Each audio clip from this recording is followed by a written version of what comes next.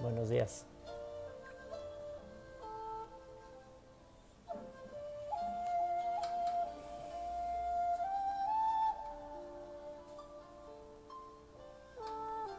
Buenos días, Claudia.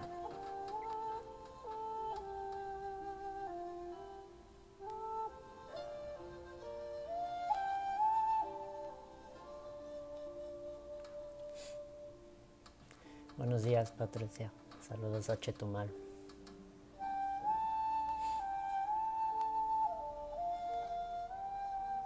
Ellen, buenos días.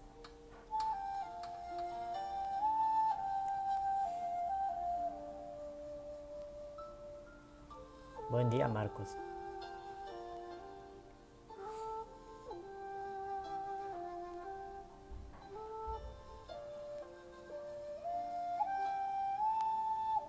Mari, buenos días.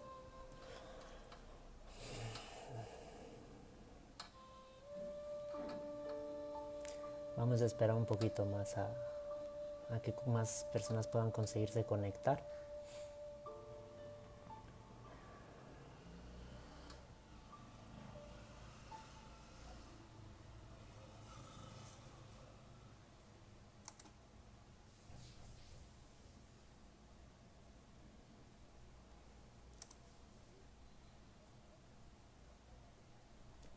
Buenos días, Silvia.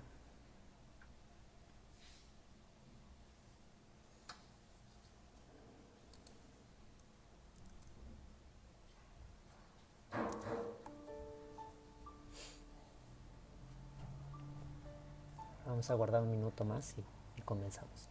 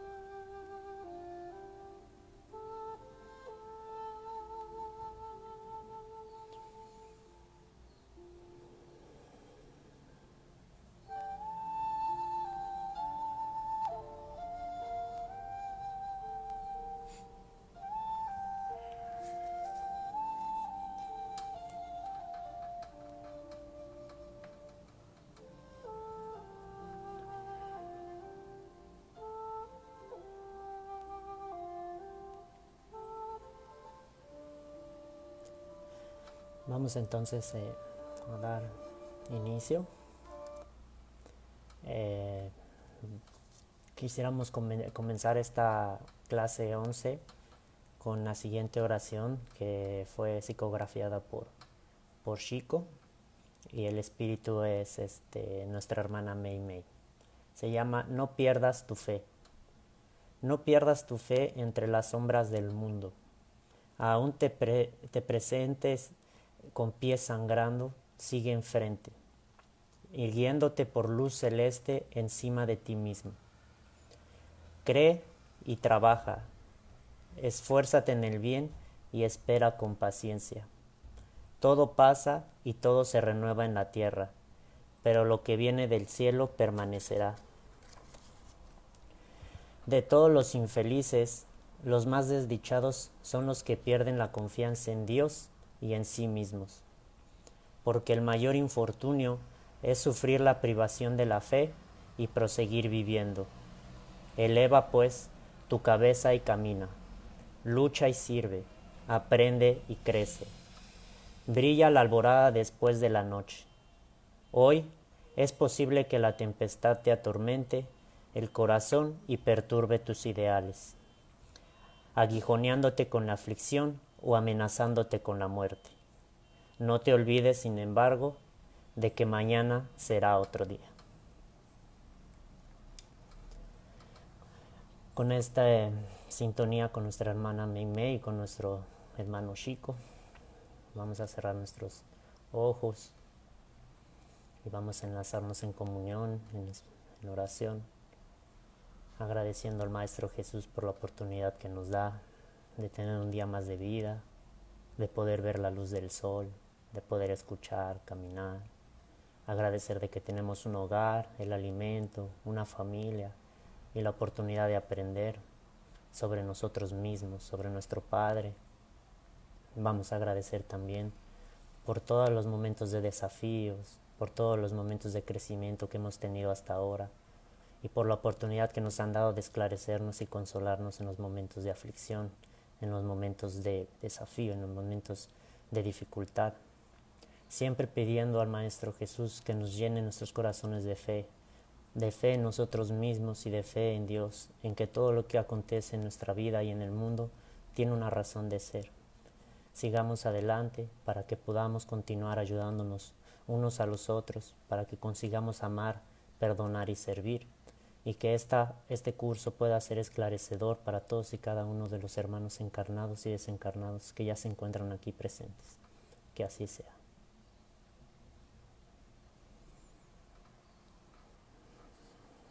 Bien, nuestra clase número 11 es sobre trance, chakras y concentración mediúnica. Ya hemos visto un poco sobre el trance, sobre trances mediúnicos y anímicos. Ya se ha hablado un poquito sobre los sueños, el sonambulismo. Hemos estado tocando ya el tema de manera superficial y bueno, conforme van a ir pasando las clases del curso se van a ir profundizando y obviamente que no solamente el trance en sí, sino que se va a ir viendo los fenómenos mediúnicos, anímicos, sus formas de educación, sus formas de desarrollo, cuáles son sus tipologías y bueno, hoy vamos a empezar a dar ese esclarecimiento. También vamos a hablar sobre los chakras para que se comprenda la función que éstas tienen en las sesiones mediúnicas y la concentración mediúnica que bueno, nos abrirá las puertas al conocimiento de lo que es la educación y el desarrollo mediúnico en su base intrínseca, o sea, el conocimiento de cómo es que podemos desarrollar y desenvolver nuestra mediunidad una vez que esta ya es de carácter ostensivo. Entonces, hoy, bueno, sí también vamos a dar un poco de toque sobre lo que es la importancia del grupo mediúnico, porque la sesión mediúnica no es solamente conformada por el medium, sino que hay varias otras personas que tienen unas funciones igual de primordiales que la del medium, pero bueno, hoy será un poquito más a la cuestión intrínseca, fisiológica y psicológica de lo que es la parte del trance. Posteriormente ya veremos lo que es el grupo mediúnico, ¿ok? Conforme vayamos avanzando pueden ir colocando sus preguntas. La vamos a dividir en 3 trances. En trances paramos para resolver dudas, después pasamos para concentración mediúnica, paramos nuevamente para dudas y bueno, cerramos con chakras, ¿ok? Vamos entonces a lo que es el trance y su definición. El trance es cualquier alteración de conciencia y etimológicamente significa momento crítico de crisis o lance.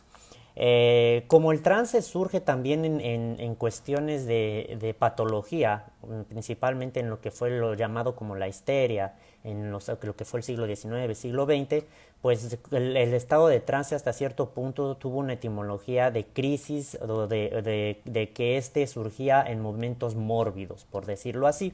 Sin embargo, el concepto también fue sufriendo alteraciones por el hecho de que bueno, se estaba comprendiendo que no solamente personas en estados fisiológicos y psicológicos de patología podrían realizar este tipo de procesos y por lo tanto se comenzó a ampliar el concepto a lo que es una alteración de conciencia en sí. Conciencia, tenemos que tener cuidado con la palabra conciencia y conciencia, porque conciencia está dando ahora el énfasis de lo que es el término consciente.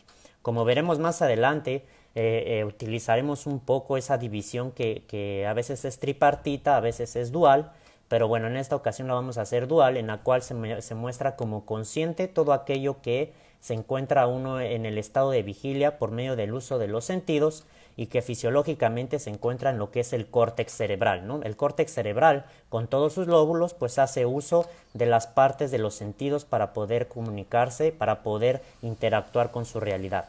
En cuanto que el otro punto es el campo inconsciente o que también se le llama subconsciente, en el cual el córtex cerebral pierde ciertas funcionalidades o es inhibido hasta cierto punto para que exista una percepción extrasensorial. que permita al subcórtex, que es la parte que se encarga fisiológicamente de poder realizar lo que serían los fenómenos medianímicos y el estado de trance en sí. Entonces el estado de trance es un estado especial entre la vigilia y el sueño.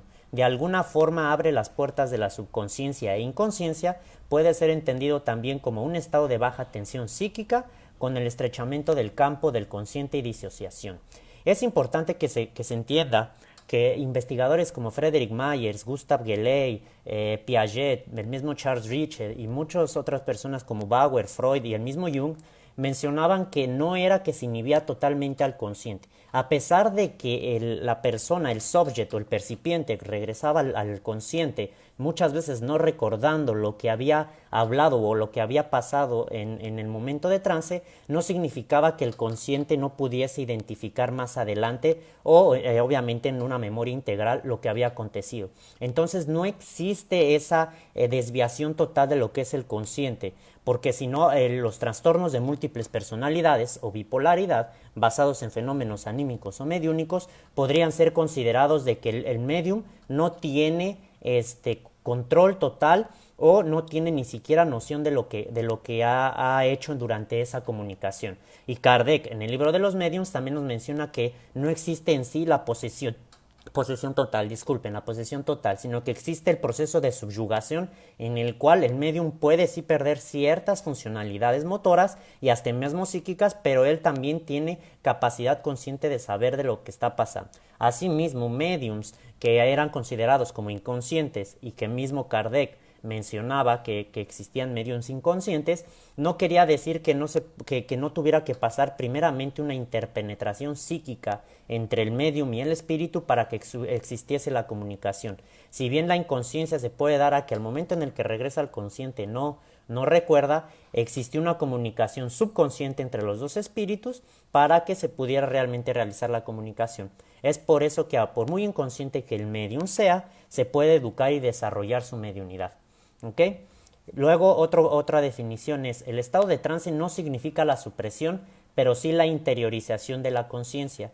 Incluso en los estados más profundos, algo no se extingue y permanece vigilante con un sistema secundario. ¿Ok? Es lo que ya mencionamos en la cuestión de que el consciente no se pierde totalmente. Bien, entonces vamos a dividir, ya hicimos una división primordial o preliminar en las clases anteriores, pero vamos nuevamente a dividir y nos vamos a basar en el libro de los espíritus, en el capítulo de emancipación del alma.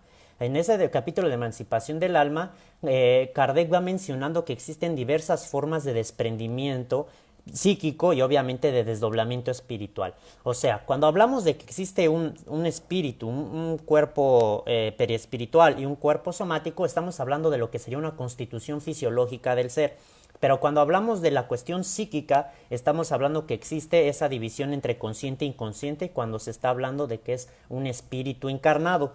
Entonces todo lo que estamos mencionando ahora es del espíritu encarnado, en el cual cuando surge esa emancipación del alma, o sea, el periespíritu y el espíritu se liberan y permite que el consciente no sea el que esté dominando en ese momento las comunicaciones, el inconsciente, que es el que tiene la memoria integral, hace ese desprendimiento para poder realizar cualquier tipo de comunicaciones o obviamente tener interacción con otros seres.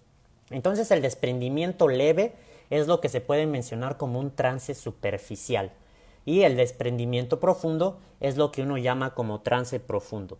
En el desprendimiento leve existe la posibilidad de que el consciente no se vea inhibido totalmente y en los fenómenos de telepatía uno puede encontrar ese tipo de no desprendimiento total y que el consciente puede llegar hasta mismo interactuar en los fenómenos de transmisión de pensamientos. Está ese que es el estado consciente o vigilia, ya mencionamos también que existe otro que es el estado de semivigilia, que en el estado de semivigilia es el proceso en el cual existe un poco más de desprendimiento por parte del espíritu de esa emancipación del alma. Posterior viene lo que Kardec menciona como el estado de somnolencia. En el estado de somnolencia ya son como pequeños sueños, estados de sueños en los cuales pues existe un desprendimiento mayor y a veces una inhibición mayor también del consciente. También existe lo que es la doble vista, que eso también lo menciona Kardec en el libro de los espíritus, que la doble vista, bueno, es la clarividencia en la cual en el estado consciente se puede ver periespiritualmente y se puede ver con los ojos y entonces se ven los dos planos al mismo tiempo. También se menciona lo que es el hemisonambulismo, que es un proceso intermediario entre el mismo sueño y el estado de vigilia. La característica de estos desprendimientos leves o trances superficiales es que no hay pérdida total de la conciencia y bueno, sus duraciones no tienen una tendencia de larga duración. Luego viene lo que es el trance profundo. El trance profundo en sus inicios comienza con el estado de sueño.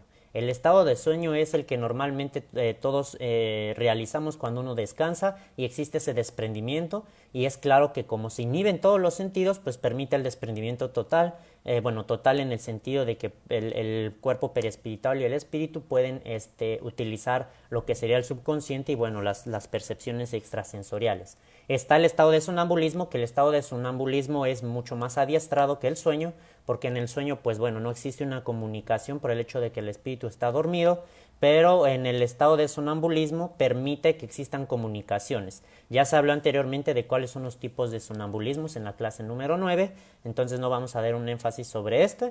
Ya hablamos también sobre la letargia, que también existe una inhibición fisiológica, el éxtasis, que es como el estado de trance mucho más profundo que el mismo sonambulismo y la letargia.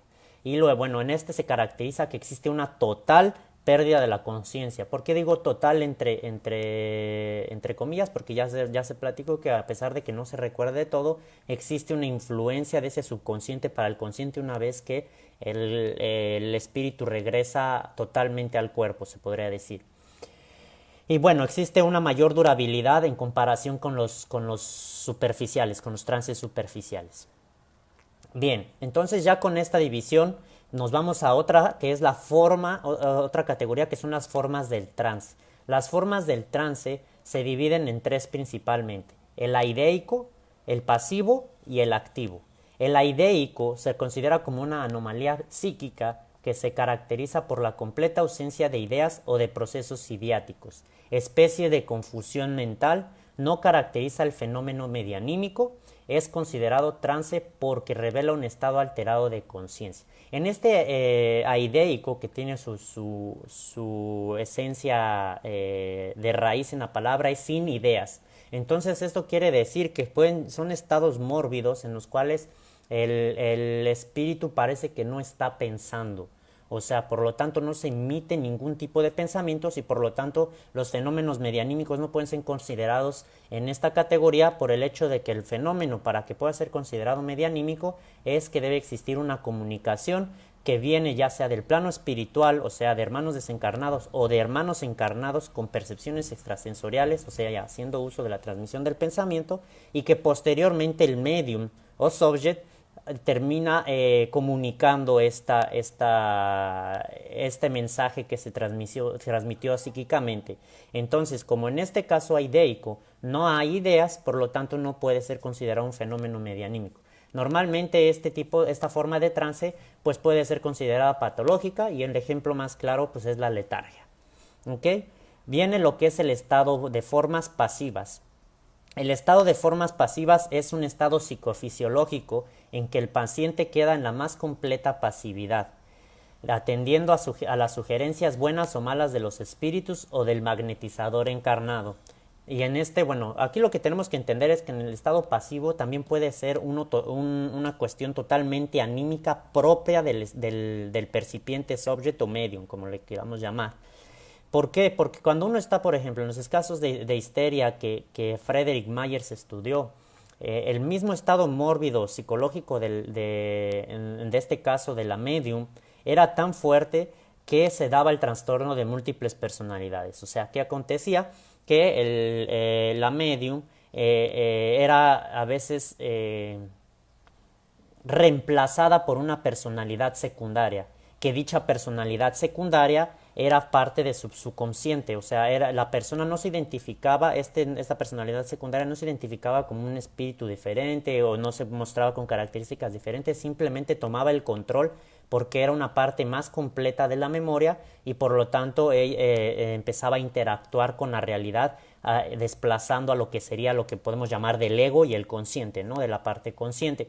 Entonces, esta pasividad también puede ser una pasividad del consciente, o sea, el medium no hace conscientemente un estado de trance, no realiza el estado de trance de manera consciente, sin embargo su memoria integral lo realiza. Entonces se puede categorizar como pasivo hasta cierto punto, sí.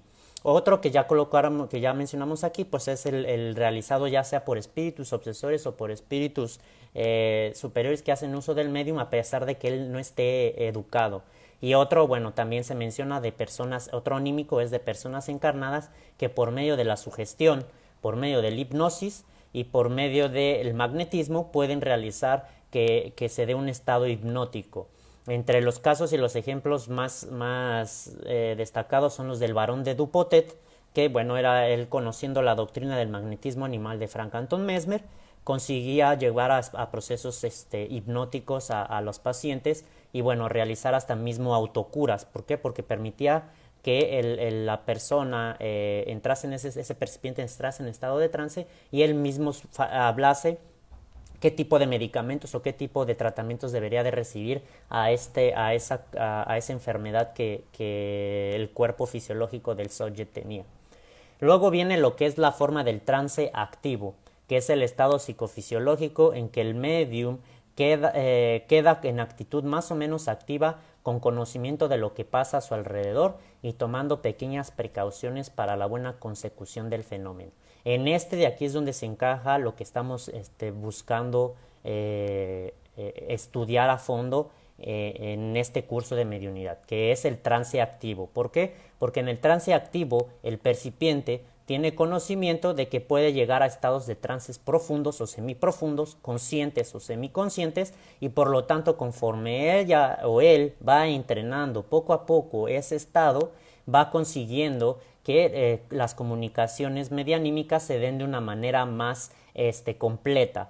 Entonces en esta activa es el mismo medium realiza ese proceso de trance y entra en esa concentración mediúnica que vamos a ver más adelante y permite que las comunicaciones se den de manera eficiente. Luego vienen de esas formas de trance, viene lo que es los tipos de trance. Los tipos de trance, bueno, tienen un poquito de relación con lo que son las formas de trance, y el tipo de trance es patológico, espontáneo y provocado. El patológico, bueno, es un estado mórbido, es el que permitió y abrió campo al conocimiento de los estados de trance, y bueno, tiene como característico pues algún fallo o alguna enfermedad, ya sea psicológica o fisiológica. Entonces se dice que puede ser normalmente en traumatismos particularmente craneoencefálicos, en estados de coma, en delirio febril, suprimiendo o modificando las relaciones normales en el mundo exterior. Entonces aquí puede también ver, por ejemplo, algún tipo de derrame cerebral, puede haber algún tipo de fallo en lo que es la parte del cerebro, el sistema nervioso, y ahí permite que se realicen mecanismos de trance que pueden verse representados por medios de convulsiones y alucinaciones, cuestiones que tienden a ver con la fisiología del cuerpo.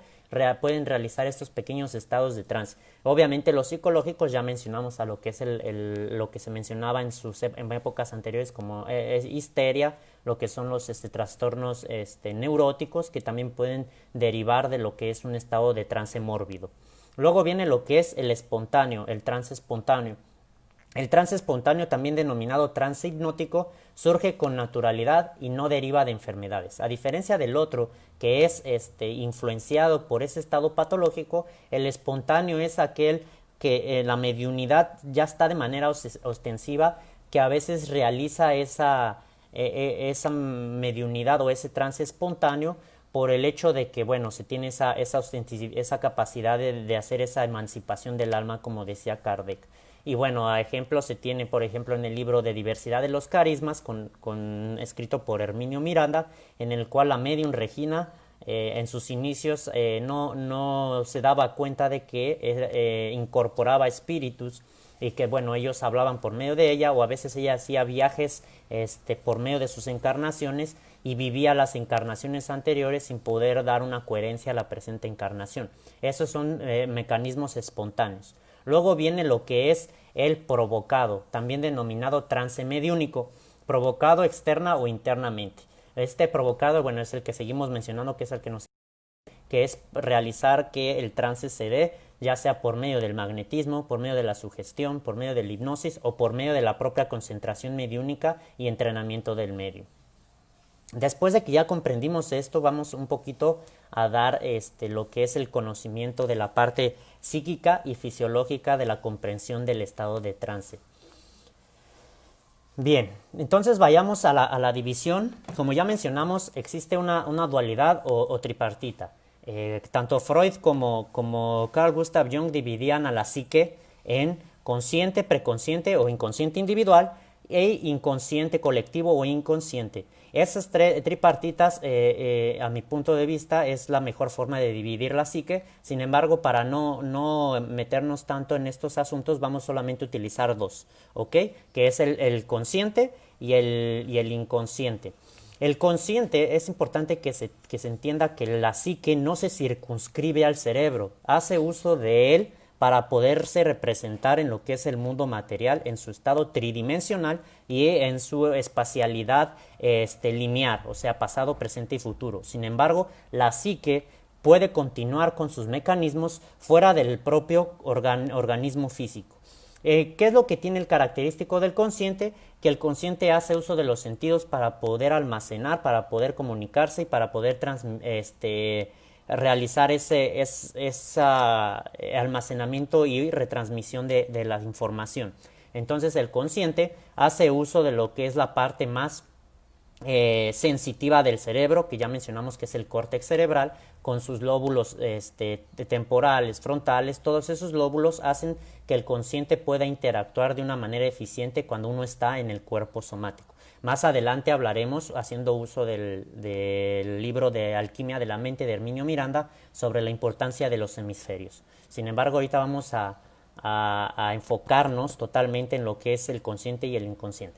Bien, entonces Freud dice que el consciente o la conciencia es la parte de la psique que establece contacto con la realidad. El ego es el caballero que intenta dominar al caballo salvaje, que es el id, y que ejerce en control de las experiencias conscientes. Vayamos a comprender un poquito más sobre la cuestión del ego y el consciente. El ego se podrá mencionar que es el campo, es como el universo de la psique, y el ego es como el ser, o se podría decir que es como el centro dinámico que hace las funciones activas de la cuestión del campo consciente. Entonces el ego es el que funge como el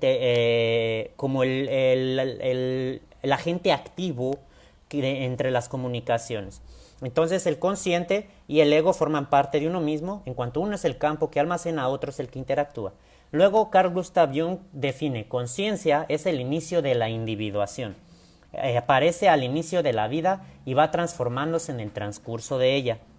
El ego es el centro de la conciencia responsable de la organización de la psique consciente. Aquí Jung nos da otra ampliación más, una modificación importante sobre el consciente. El consciente solamente se constituye cuando uno está encarnado. O sea, el campo consciente no tiene otra función que dar estructura a la vida, a la realidad en la que se encuentra el ser encarnado. Una vez que él desencarna, el consciente y el ego desaparecen. Entonces, este es otro punto importante. El ego, obviamente, que ya como lo mencionamos, es el centro dinámico, es el agente comunicador y transmisor de las informaciones. Después tenemos a Johanna de Angelis, que por medio de las manos de Divaldo Franco creó su serie psicológica, y en la cual amplió aún más las concepciones del psicoanálisis, de la psicología analítica, y trayendo la palingenesia o reencarnación como parte del proceso del conocimiento de la psique. Entonces, Angelis menciona: conciencia es el parto dolorido del inconsciente, que contiene expresivos contenidos psíquicos, en cuanto que el ego no es el enemigo a ser confrontado.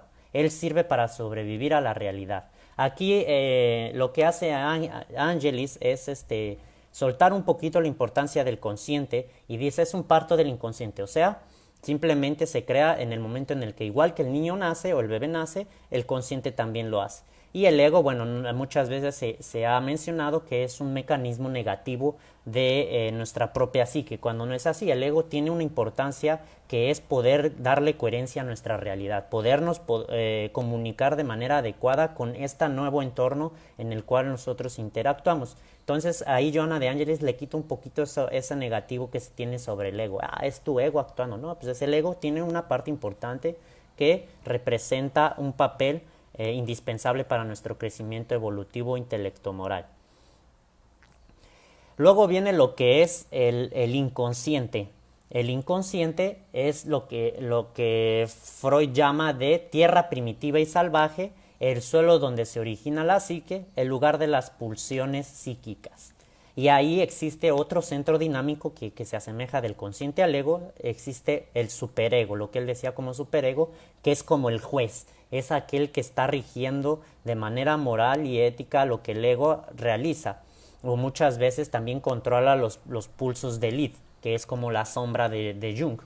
Entonces, este campo inconsciente es el campo que tiene una estructura anémica mucho más amplia, una memoria mucho más amplia, que permite que el crecimiento evolutivo del ser se mantenga en consonancia con las anteriores, ¿no?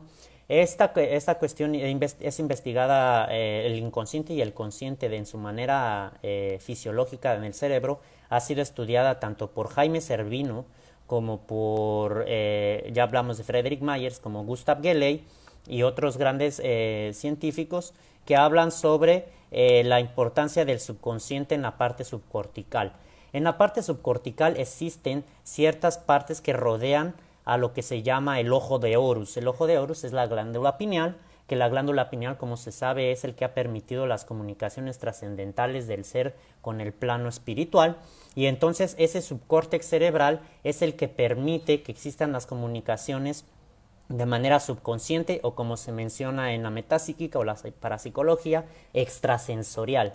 Entonces esa extrasensorialidad se da por medio de la inhibición del córtex cerebral, o sea del consciente, y permite que el inconsciente que se encuentra en el subcórtex cerebral dé el contacto extrasensorial. ¿Ok? Luego Jung menciona que el inconsciente es el almacén psíquico de los acontecimientos individuales en la historia de la civilización. Aquí era importante comprender cómo Jung ya sabía que existía una historia más allá de lo que la propia psique construía. Él mencionaba historia de la civilización, y como veremos más adelante, Johanna de Angelis habla de nuestras memorias reencarnatorias. No es más de nuestros ancestros o nuestros antepasados. Somos nosotros mismos los que creamos esa psique por medio de la ley de reencarnación y la ley de causa y efecto. Entre los mecanismos psíquicos que existen dentro del campo inconsciente están lo que son los arquetipos, que es la unidad de referencia, contenido psíquico del inconsciente, es un modelo original. Ese arquetipo, bueno, tiene como funciones también impulsar al ser o al espíritu encarnado al proceso de individuación o trascendencia, y obviamente existe lo que es el centro dinámico que se asemeja al ego, que Freud llamaba de superego, y que Jung menciona que es el self. El self es, bueno, el que se encarga del proceso de individuación, o como mencionaba Sócrates, el conócete a ti mismo. Ese conócete a ti mismo que, bueno, trae también la doctrina espírita, es la esencia de la comunicación entre esos dos planos, el fenómeno anímico, como se menciona en la parte mediúnica, y que, bueno, va a permitir también la comunicación con el fenómeno mediúnico, que es la comunicación con otros espíritus. Luego viene Johanna de Angelis, que menciona que el inconsciente es la herencia de las experiencias vividas por el individuo, que es lo que ya mencionamos, la palingenesia. Luego los arquetipos, son los elementos primordiales y estructurales de la psique, consecuencia de la trayectoria del espíritu, es lo que está grabado, nuestros defectos, nuestras malas tendencias y todo lo que bueno, no hemos sabido trabajar correctamente, se caracterizan en la sombra. Nuestros impulsos sexuales desviados y nuestra caracterización como seres mujer y hombre, porque todos somos mujeres y hombres, pues se va a ir caracterizado en los arquetipos ánima, ánimos correspondientemente, y bueno, la persona que también hace esa unión con lo que el ego realiza de poderse adaptar al ambiente. Y luego está el self, ¿no? Que el self para Angelis son las memorias encarnatorias. Luego, bueno, ya saliendo ahora, ya que se explicó consciente y consciente, parte cortical y parte subcortical, es hora importante de entender lo que es el hemisferio izquierdo y el hemisferio derecho. Aquí hacemos uso del libro de Herminio Miranda, ya mencionamos que es Alquimia de la Mente, y bueno, él menciona que el hemisferio izquierdo se considera como el hemisferio del alma, como el hemisferio de la personalidad, del consciente, de la razón, del lenguaje verbal, del estar, o sea, de la transitoriedad, y de una mayor actividad. Siempre se ha mencionado que, bueno, en los estudios que se realizan en esos mecanismos de encefalograma, se muestra que la actividad del lado izquierdo puede tener mayor actividad que el lado derecho. Y es por el hecho de que, bueno, él tiene más característicos de estar en la parte consciente. Luego el hemisferio derecho es el considerado el hemisferio del espíritu, o sea, de la trascendencia, de la individualidad, ya no solo personalidad, sino todo lo que yo realmente soy, del inconsciente, de los fenómenos de la intuición, más allá de la razón, del lenguaje no verbal, el uso de los símbolos, que bueno, Carl Gustav Jung estudió en los fenómenos del sueño y lo que derivaba conforme esos símbolos, los trastornos que sus pacientes tenían. Esta es la parte del ser, ya no es del estar, esa transitoriedad de estar en la vida, sino ser parte de, y obviamente que es la que tiene menor actividad cerebral consciente, y es la memoria integral. Bien, en este punto creo que antes de pasar a los niveles de conciencia, me gustaría ver si hay algunas dudas antes de que pase a estos niveles de conciencia y continuemos también con la concentración mediúnica. Oh,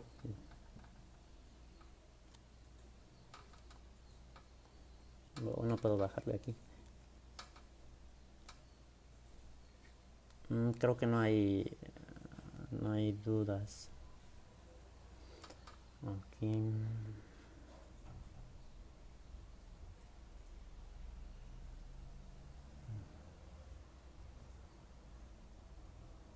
Bien, hasta ahora no hay dudas. Entonces voy a continuar.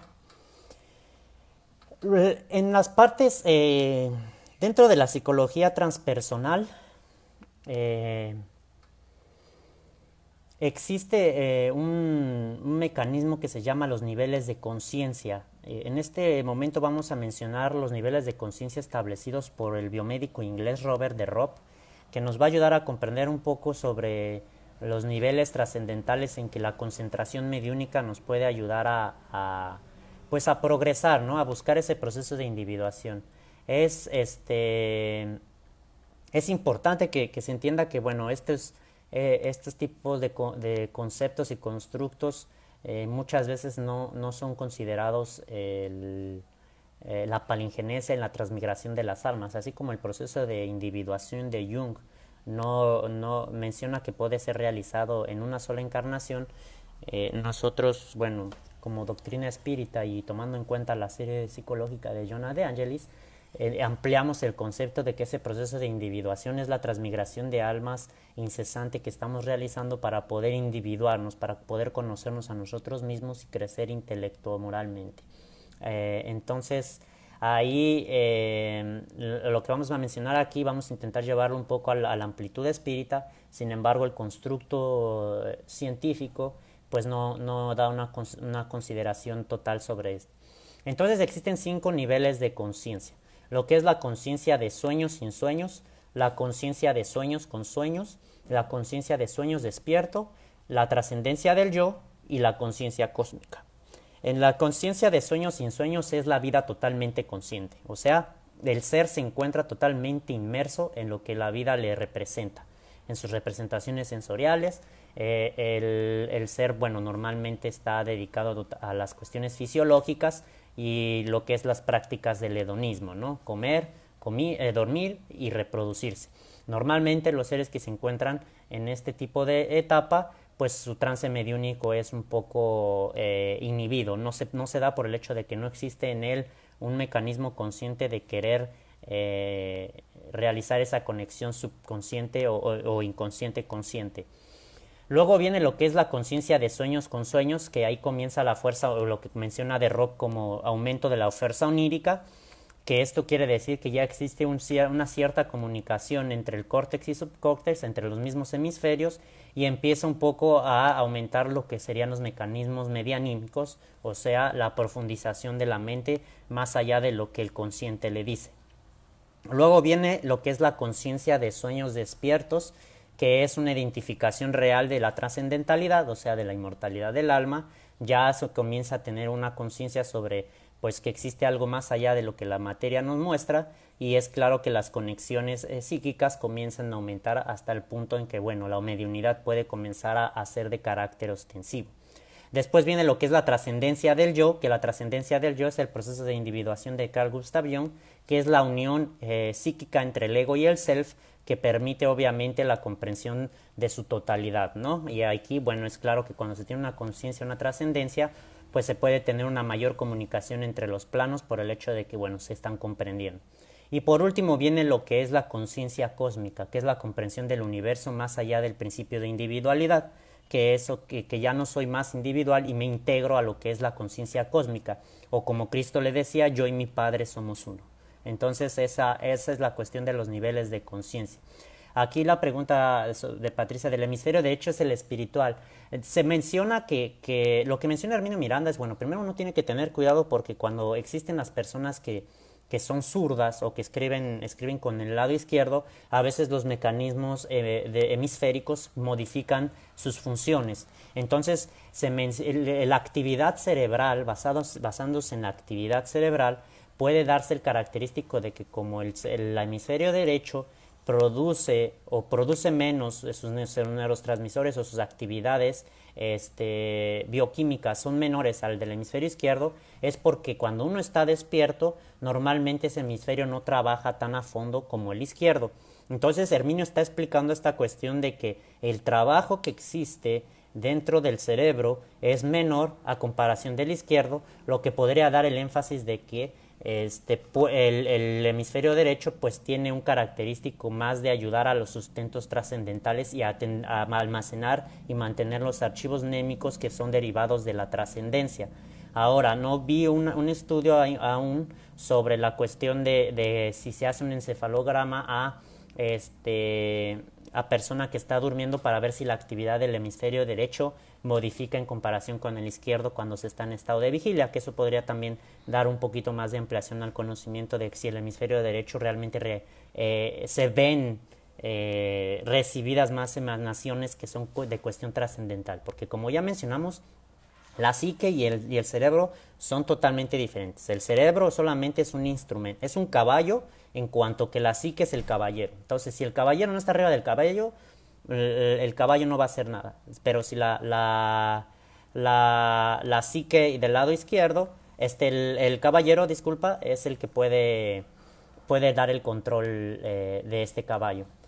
Esos libros ya mencionamos algunos libros, Fabricio, mencionamos el libro de Herminio Miranda, Alquimia de la Mente, hay otro de él mismo que se llama Memoria Integral, y existe el de Diversidad de los Carismas. En cuanto a la cuestión del córtex y subcórtex cerebral, están los estudios del Gustav Geley, que es el ser subconsciente, Jaime Servino, que es Alain du inconsciente, Frederick Myers, la personalidad humana, Gabriel Delaunay, existe la evolución anímica, y estos son los que le puedo decir por el momento. Posteriormente podemos escribir los otros libros que puedan darle una ampliación.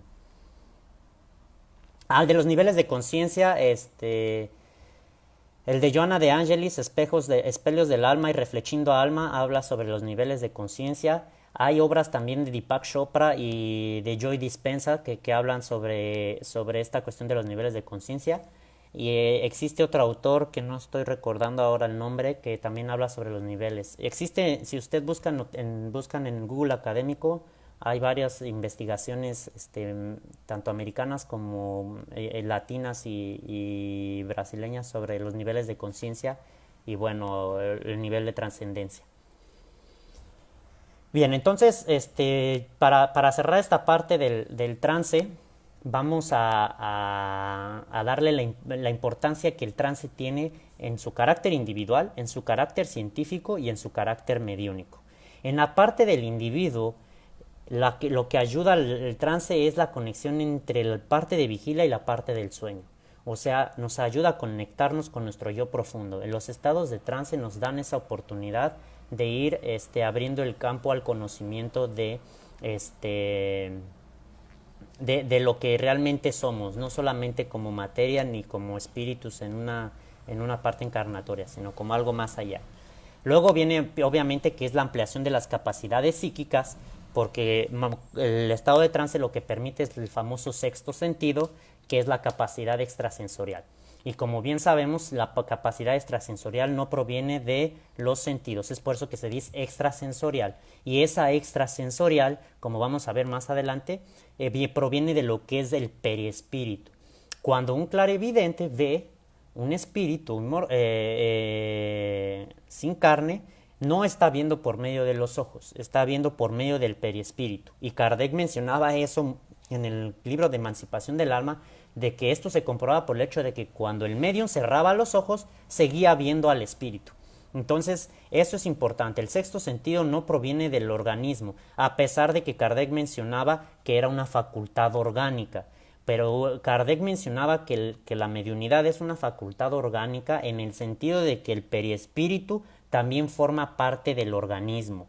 Entonces, eso es un énfasis importante que tenemos que comprender. La mediunidad no se establece con el principio de la especie, sino se establece con el principio del periespíritu una vez que se encarna en un cuerpo material. Luego viene lo que es la conexión consciente-inconsciente y ego y self, ¿no?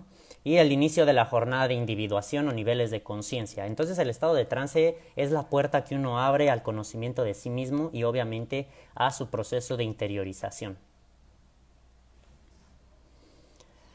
Luego viene el estado de lo que es el contexto científico, que permite obviamente el reconocimiento de los fenómenos medianímicos, y por medio de eso tanto psiquiatras como biomédicos como psicólogos fueron abriendo el campo al conocimiento de la mediunidad. Y bueno, ya mencionamos en el inicio de grandes investigadores del siglo XIX, obviamente también mencionando a Kardec y León Denis, que también trajeron conocimientos sobre los sistemas categoriales de la mediunidad. Y bueno, en la parte de la ciencia, el fenómeno de trance es el que permite y abre la oportunidad de conocer los fenómenos de manera positiva y de manera empírica. Y luego viene lo que es ayudar obviamente a crear nuevas bases categoriales que, bueno, aunque la metapsíquica y la parapsicología surgieron posteriores al espiritismo, y ellos dividen sus categorías en sí gamma, sí kappa, o telecinesia, telepatía, pues bueno, terminaron encajando en las dos grandes categorías de Kardec, que es el efectos físicos y efectos inteligentes. Entonces Kardec normalmente en el libro de los mediums nos muestra el sistema categorial que se sigue utilizando y que solamente cambia de nombres, pero sigue manteniendo las mismas características.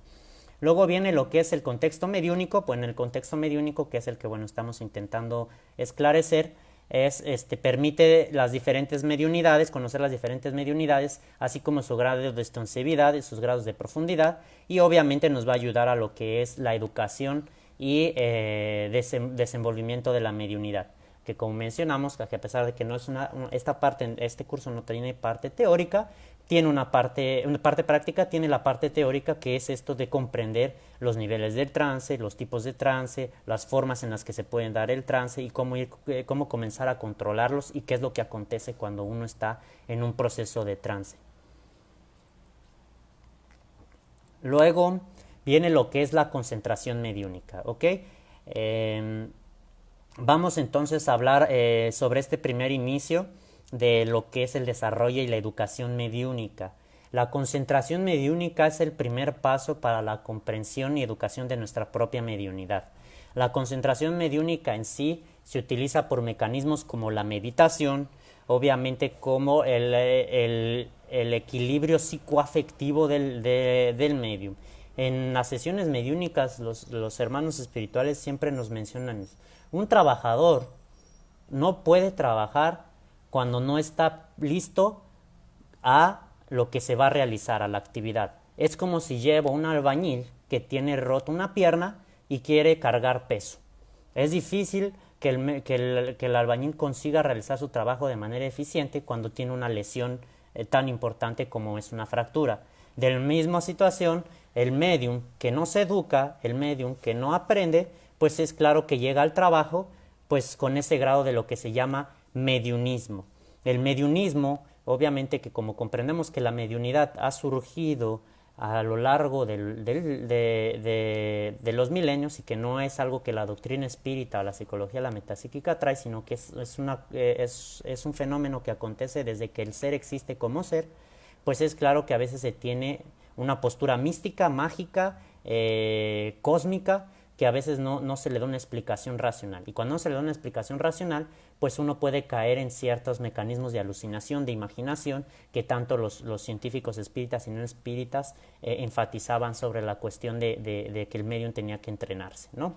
Entonces, la concentración mediúnica es el medio eficaz para educar la facultad de comunicación extrasensorial, el medio por el cual se ofrece el paso de la energía comunicante. Luego la concentración mediúnica es la base de las comunicaciones espíritas. Cuando la concentración es deficiente, no hay producción mediúnica y en determinadas situaciones es posible incluso que no haya ni manifestación de espíritus. Entonces, la concentración mediúnica, como ya mencionamos, hay diferentes procesos, que es la meditación, que es la interiorización. Existen también formas como el Reiki, otras terapias o consideradas como holísticas que pueden ayudarnos obviamente a mejorar nuestra psique y obviamente nuestro fisiológico, porque si no, el fisiológico no está bien, también a veces no podemos realizar comunicaciones de manera eficiente, y si la psique también está trastornada o no tiene un equilibrio constante, pues va también generar perturbación en las comunicaciones. Bien, dos cosas son importantes para poder comprender la concentración, para comenzar nuestra concentración mediúnica. Uno es el pensamiento y el otro es la voluntad. El pensamiento es el atributo del espíritu, es una reflexión o un proceso mental creado, reflejado de otro. Abarca lo que sentimos y lo que comprendemos. Es el resultado de una operación mental, sea como fruto de un examen o de una reflexión en la meditación o en una imaginación, a respecto de alguna cosa física o metafísica. Entonces, aquí es importante, ya habíamos mencionado anteriormente cómo el átomo psicobiofísico o espiritual, como lo mencionaba Hernán y Guimarães Andrade, ayuda al entendimiento de cómo nosotros emanamos nuestros pensamientos, nuestras energías psíquicas, y esas energías psíquicas en todo momento van influenciando nuestras comunicaciones directas o indirectas, conscientes e inconscientes con las personas que nos comunicamos. Nuestros pensamientos van dirigiendo todo en todo momento. Si nosotros pensamos en situaciones meramente materialistas, vamos a traer a nuestro mundo personas materialistas. El pensamiento lo es todo y es la primera estado de comunicación que nosotros tenemos como espíritus encarnados o desencarnados. Y por medio de él es que nos sintonizamos y generamos un padrón vibratorio. Asimismo, nuestros pensamientos son los que van a generar los trastornos internos en nosotros mismos. Entonces, esos trastornos internos, como lo mencionamos que era un campo magnético de circuito cerrado, nuestros pensamientos primero se emergen dentro de nosotros y posteriormente pueden ser emanados al exterior por medio del fluido cósmico universal. Como lo mencionaba André Luis en sus libros Mecanismos de la Mediunidad.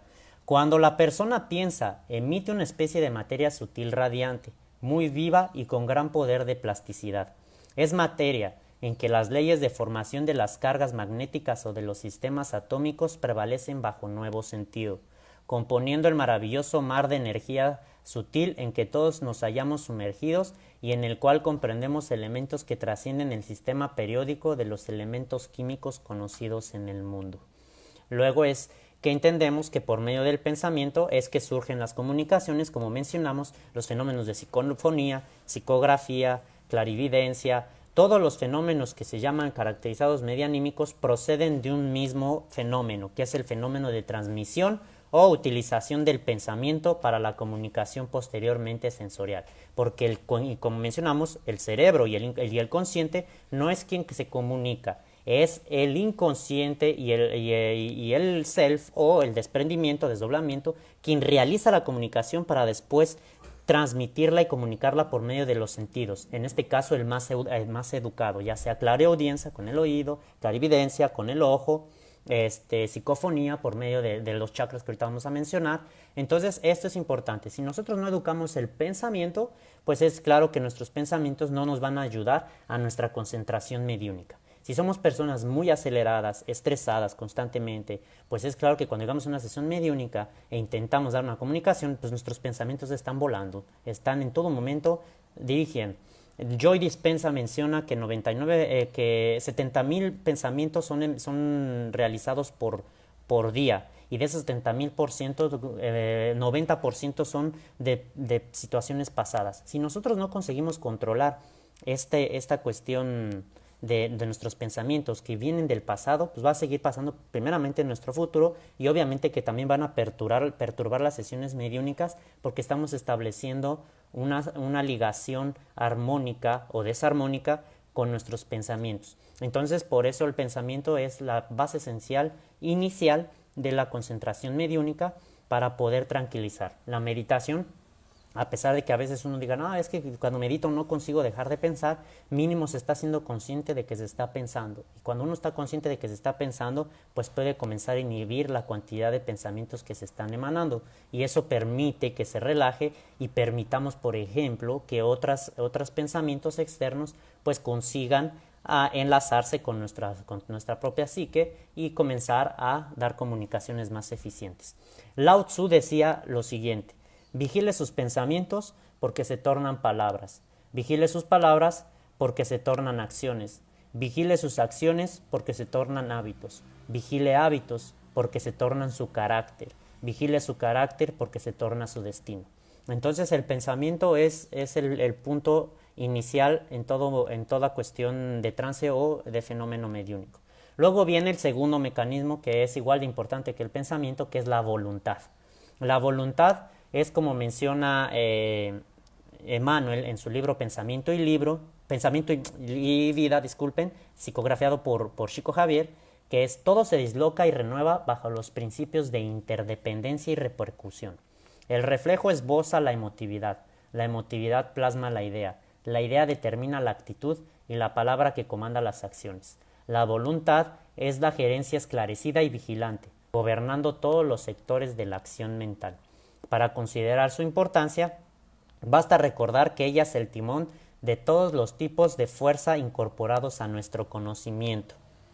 Entonces, si el pensamiento es importante, la voluntad es quien comanda ese pensamiento. Si nosotros no tenemos conciencia de lo que estamos pensando e inconscientemente, con base en esos pensamientos pasados que construimos, estamos generando una vida que se nos presenta igual todos los días, mismos sufrimientos, mismos acontecimientos, mismas situaciones, es porque conscientemente no hemos tenido la voluntad de modificar.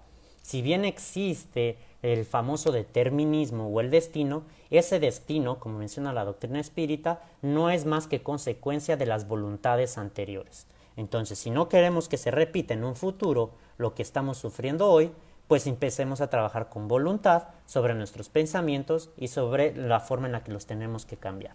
El libre albedrío es una ley innata en el universo, es parte de las leyes naturales que crió el principio supremo, que crió Dios, y por lo tanto tenemos la voluntad de modificar las cosas que pasan en nuestra vida y obviamente de modificar nuestros propios pensamientos, y la voluntad de cambiar o modificar nuestras formas de pensar para poder también ayudar lo que es en el proceso mediúnico.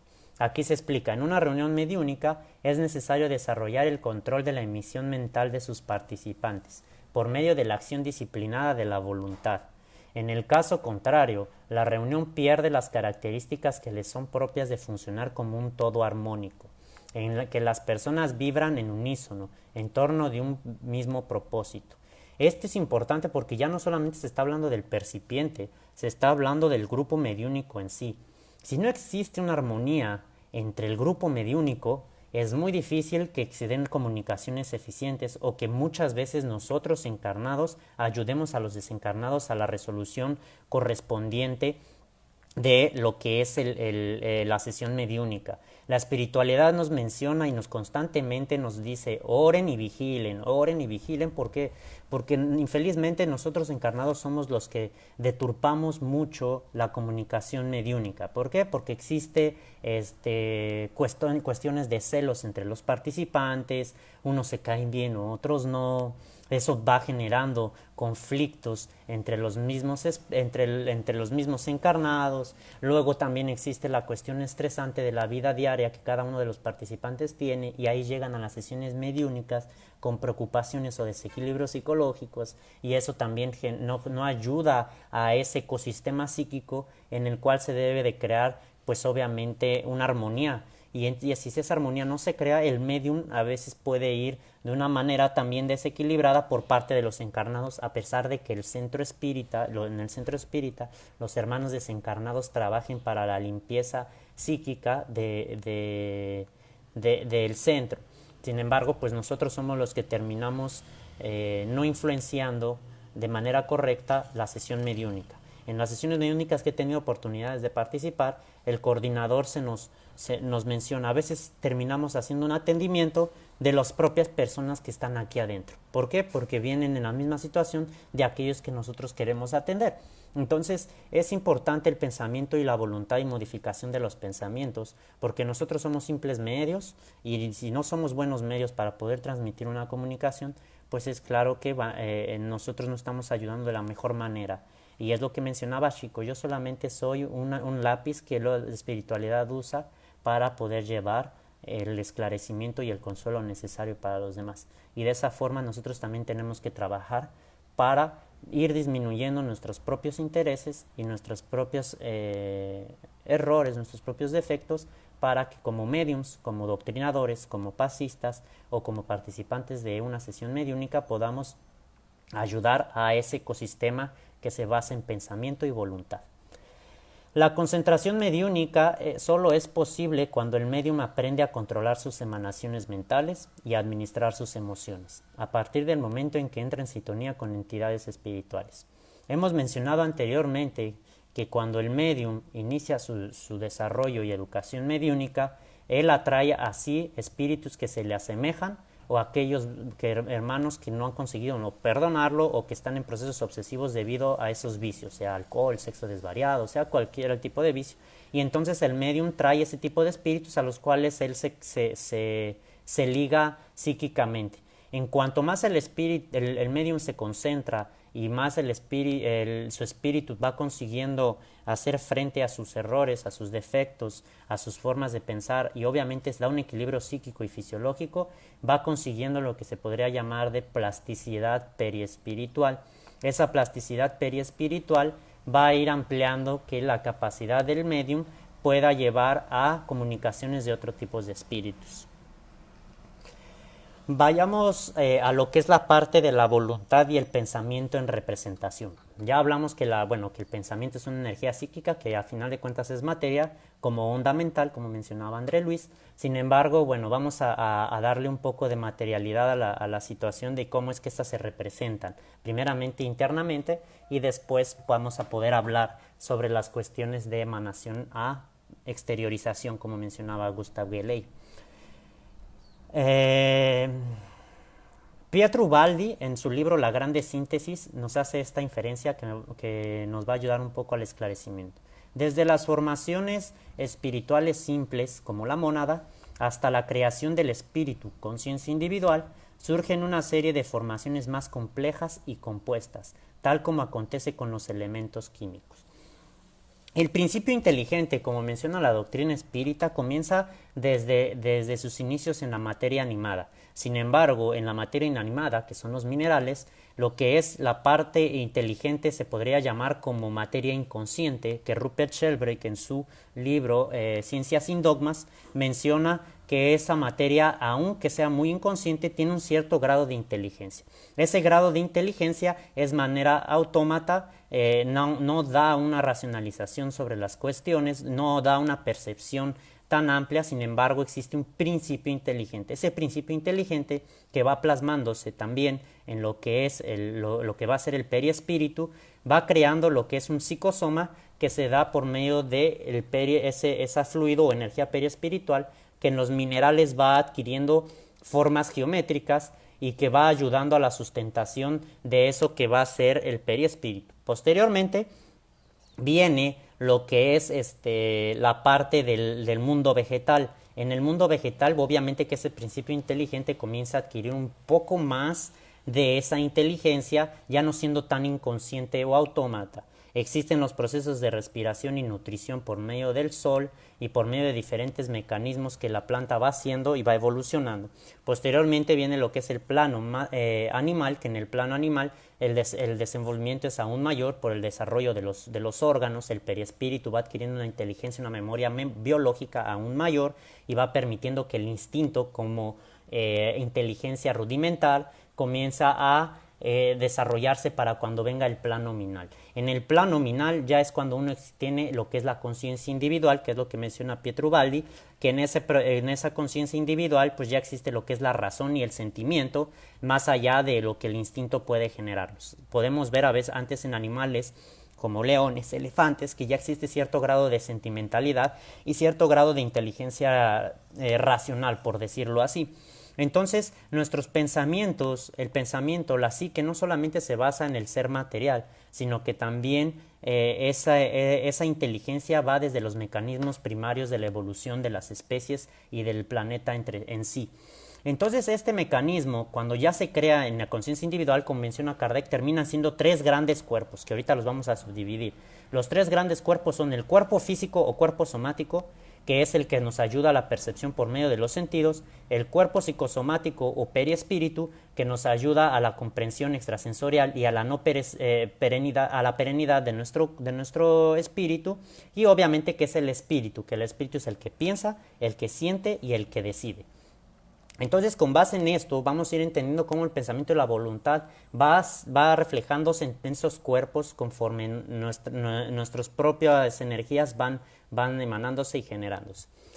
En el libro de Luis Gonzaga Piñeiro y en el libro de Robson Piñeiro por medio del espíritu Joseph Gleber, el espíritu Joseph Gleber y Robson Piñeiro, el libro se llama Medicina del Alma, y en el libro de Luis Gonzaga Piñeiro es el libro de el perispíritu y sus modelaciones, nos hacen explicación de que existen cuerpos intermediarios entre esos tres grandes cuerpos. El único que no sufre una división es el espíritu, porque es la centella divina, como mencionaba André Luis, y es en sí el principio inteligente ya en su estado de conciencia individual.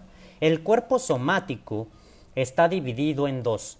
El cuerpo físico, que es el cuerpo que nosotros vemos, que nosotros sentimos, que nosotros olemos, y es la parte más densa de la materia, siendo que la parte menos densa es el pensamiento y la parte más densa es la materia.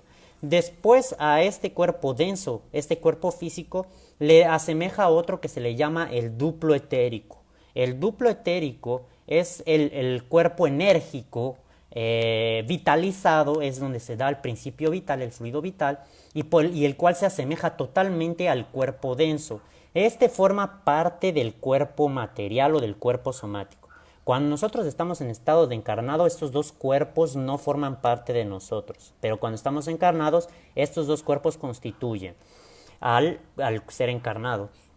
Entonces, el cuerpo material existe, el cuerpo denso, existen órganos que fueron desarrollados, como ya mencionamos, desde la parte inicial del mineral hasta el animal, y esos órganos son los órganos vitales, aquellos que le dan vida y funcionamiento de manera general. A pesar de que todas las partes del cuerpo tienen su importancia, existen los órganos que son más importantes. Y estos órganos más importantes, pues es claro que son el cerebro, el aparato cardiorrespiratorio, el aparato digestivo, el aparato reproductor, y todos esos aparatos que si falla uno no le da la consecuencia de seguir viviendo, ¿no?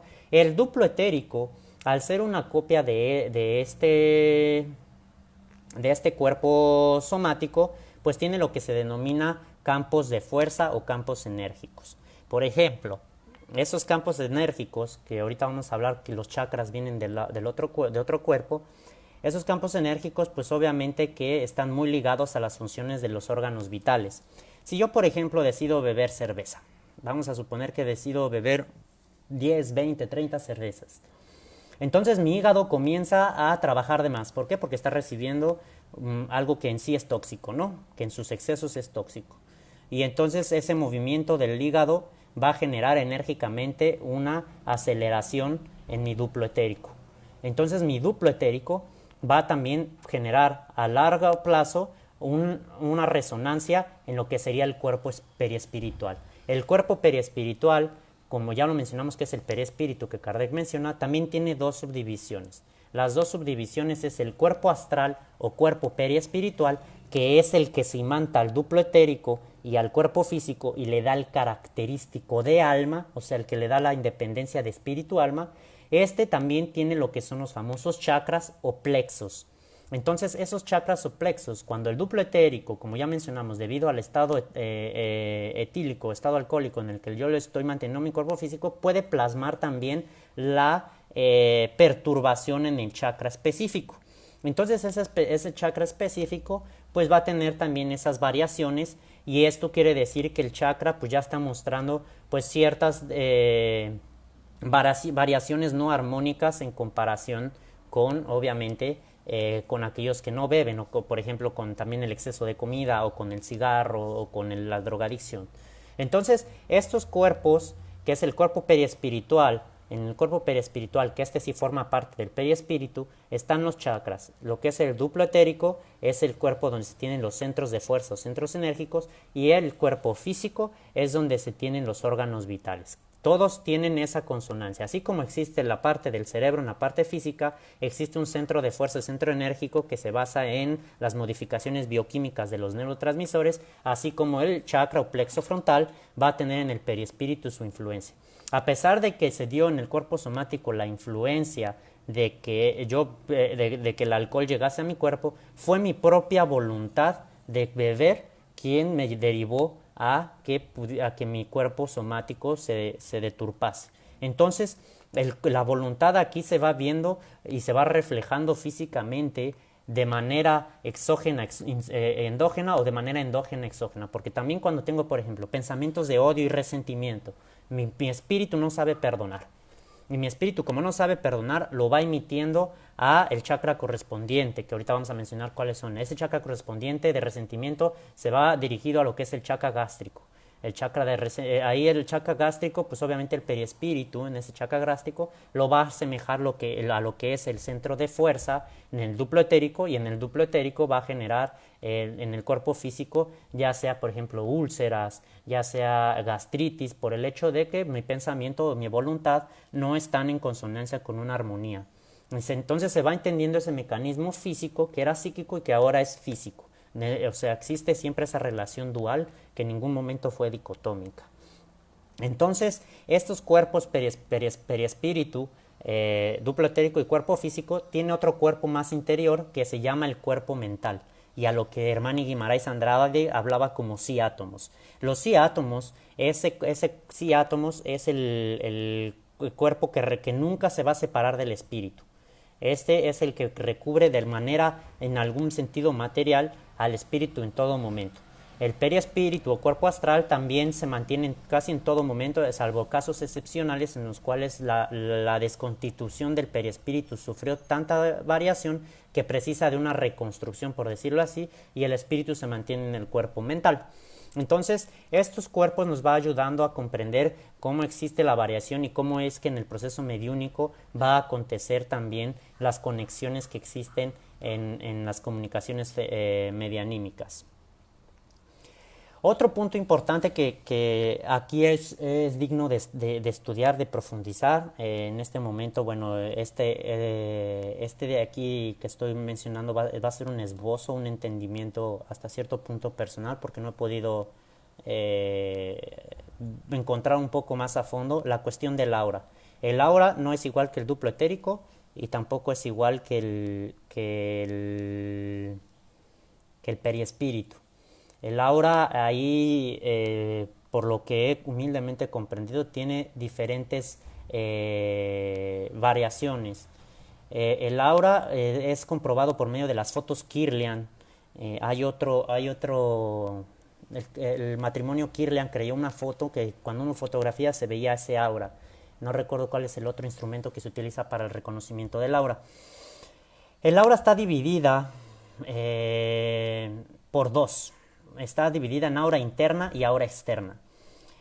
El aura interna es el que se considera como la emanación de luz de 10 a 15 centímetros, y la cual gira en diferente a lo que normalmente gira el periespíritu y el espíritu. Esa aura interna se podría decir que es la que está más se asemeja a las cuestiones vibracionales del propio cuerpo somático en el entendimiento del físico y duplotérico. Y la aura externa, que es la que son de 20 y 25 centímetros, es la que gira en dirección al perispíritu y la que gira en dirección al espíritu. Y obviamente que del lado contrario al aura interna.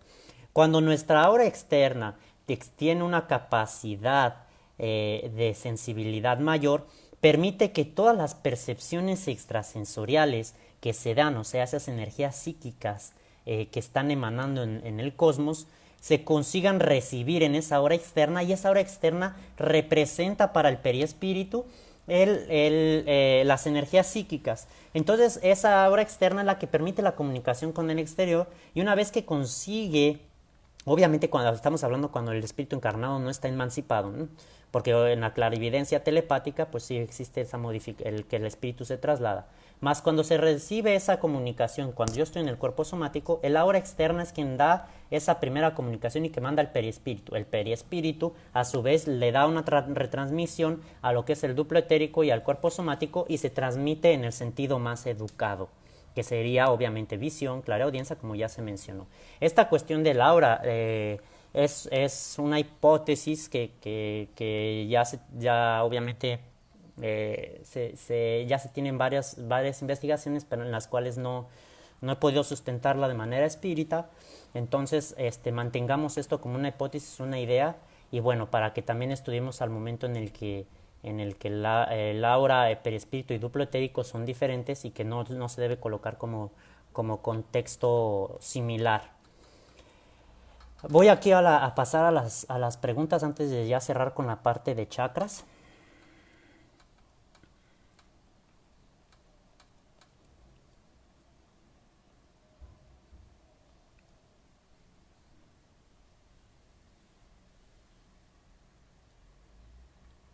Bueno, esta pregunta que nuestra hermana Alexandra de cómo ir educando para la mediunidad es lo que estamos realizando en esta y posteriores también.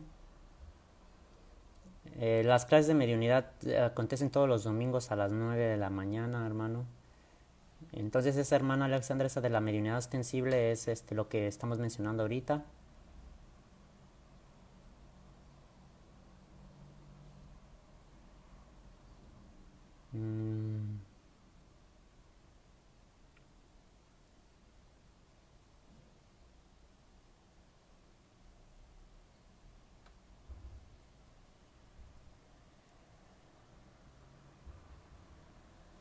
Ok. Creo que por el momento no veo preguntas. Yo disculpas ahorita. Bien, vamos a los chakras. Ya mencionamos que los chakras se encuentran entonces en lo que es la parte del periespíritu, en el cuerpo periespiritual, ¿ok? Dejemos a un lado lo que es el cuerpo físico, el cuerpo somático con sus dos características, cuerpo físico y duplo etérico. Joseph Gleber, el doctor Joseph Gleber, que fue un espíritu que vivió en la Alemania nazi, fue un doctor que sufrió la muerte de su familia y de él por negarse a ayudar obviamente a los nazis al proceso que querían realizar del holocausto. Y ese espíritu, que era un conocedor, pues obviamente desencarna en esas cuestiones, y el hermano Rosso Pinheiro, que aún se encuentra encarnado, pues recibe varias comunicaciones de Joseph Gleber, y entre ese es el libro de Medicina del Alma, en el cual va explicando los diferentes cuerpos constituyen al organismo espiritual y perespiritual y corporal, ¿no? Entonces él coloca que los chakras son el conjunto de microtúbulos que forman una conglomeración en partes específicas del cuerpo y que son influenciadas por los pensamientos y emociones. Cada uno de ellos recibe un tipo de percepción o energía psíquica. ¿Ok? Ya es lo que estamos mencionando. El pensamiento con la voluntad va plasmándose en los diferentes cuerpos. Existen lo que ellos se llaman chakras menores y chakras mayores. Los chakras menores son los que tienen menos preponderancia en lo que es el cuerpo físico, y los chakras mayores son los que mencionamos como órganos vitales.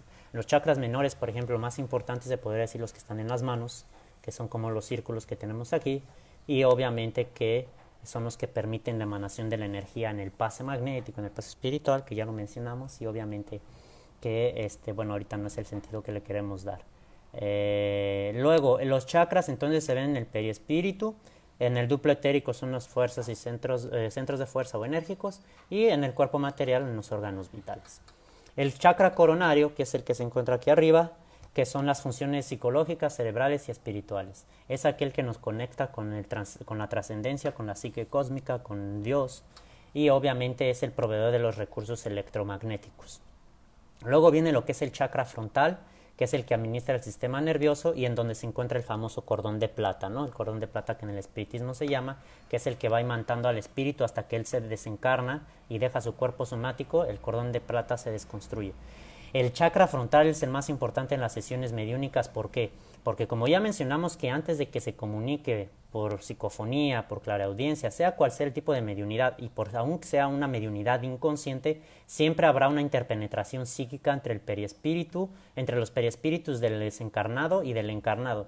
Por lo tanto, el chakra frontal siempre va a tener una actividad en la sesión mediúnica y es el que va a recibir la información. Posteriormente se va a ir ya sea a lo que es el chakra laringeo, que es el que va a comunicar por medio de la psicofonía, por ejemplo. Lo que se recibió. El chakra laringeo es el chakra de la expresión. Es el chakra que, bueno, que también controla la presión arterial y en donde se encuentran las glándulas tiroides y paratiroides, ¿no? El chakra cardíaco es el chakra conocido como el chakra del sentimiento. El chakra del sentimiento, bueno, ese chakra cardíaco es el que se encarga obviamente del aparato circulatorio, y se podría decir que existe lo que es el cordón emocional, que es un cordón que se asemeja al cordón de plata y en el cual también va imantado al cuerpo. Luego viene lo que es el chakra gástrico, va el esplénico. El esplénico es el que distribuye y da la regulación de los recursos vitales. El chakra esplénico es muy importante en las sesiones mediúnicas por el hecho de que él es el que distribuye el fluido vital.